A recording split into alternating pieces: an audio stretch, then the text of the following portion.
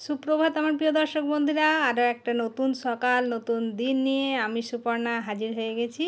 তো আজকে সকাল সকাল কি কি রান্না হচ্ছে বলে দিই। হচ্ছে ঝিঙে ডাঁটা আলু পোস্ত আর শুক্তো, এই হবে আজকে রান্না। পোস্তটা আমার হয়ে গেছে, এবার নামিয়ে নেওয়ার পালা। পোস্তটা নামিয়ে শুক্তোটা বসিয়ে দেবো, ব্যাস। আর কি আর হবে ভাত। আর এই গরমের মধ্যে বিশেষ কিছু রান্না করব না। তো গল্প করতে করতে শুধুমাত্র একটু একটু করে ক্লিপ করছি। তো পোস্তটা নামিয়ে শুক্তোটা আমার রেডি হয়ে গেছে, বড়ি দিয়ে নামিয়ে ফেলবো। আর ভাতটা আমার হয়ে গেছে। এবার আজকে না রান্নাঘরটা একটু পরিষ্কার করব। রান্নাঘর মানে রান্নাঘরের নিচেগুলো তো সেদিন দেখিয়েছি পরিষ্কার করেছি, কিন্তু এই টাইলসগুলো না প্রচণ্ড তেলচিটে হয়ে গেছে। তো এইগুলো ভাবলাম আজকে পরিষ্কার করে নিই, কারণ আজকে সেরকম তাড়া নেই।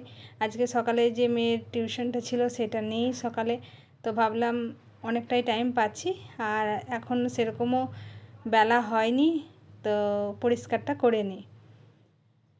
তো সেই জন্যই পরিষ্কার করে নিচ্ছি আর কি। তারপরে স্নান টান করবো, পুজো করব, টিফিন করব। এখন তো সবেমাত্র ঘড়িতে 8টা 5 হয়েছে। তো মা চলে গেছেন স্নানে, উনি স্নান করে বেরোলে তারপরে আমি স্নানটা সেরে নেব। আর এই একবার পরিষ্কার করতে শুরু করলে কত যে নোংরা বার হয় তার কোনো ঠিক থাকে না। পরিষ্কার করছি তো করছি, প্রায় 15-20 মিনিট হয়ে গেল পরিষ্কার করে যাচ্ছে। যাই হোক, এই বেসিনটা মেজে নিলেই আমার কাজ কমপ্লিট। এবার স্নান করে নিই, তারপরে আবার ফিরে আসছি। তো দেখালাম ঘড়িতে এখন হয়ে গেছে 10টা 15, আর আমার সব কাজ কমপ্লিট হয়ে গেছে এই বেলার মতো। এই সবে মাত্র টিফিন করে জামা কাপড় সব মেললাম। তো আর বাকি কাজ তো হয়ে গেছে, রান্না তো আগেই হয়ে গেছে। আর ভোর ভোর উঠছি বলে সকাল সকাল কাজগুলো হয়ে যাচ্ছে, নইলে তো অন্যান্য সময় আমার এই 10টা 15তে স্নান করতে যায়, তারপরে পুজো বাকি থাকে, টিফিন করা বাকি থাকে। তো যাই হোক, এখন সকাল সকাল উঠছি আর সাথে মেয়ের স্কুলটা নেই, সেই কারণে তাড়াতাড়ি কাজগুলো হয়ে যাচ্ছে। তো আর কি, এখন এবার কাজ হলো আজকে যে ভিডিওটা যাবে সেটা এডিট করা, পোস্ট করা। এই করতে করতে লাঞ্চের টাইম হয়ে যাবে, তারপরে বিকেলের কাজ তো আছে।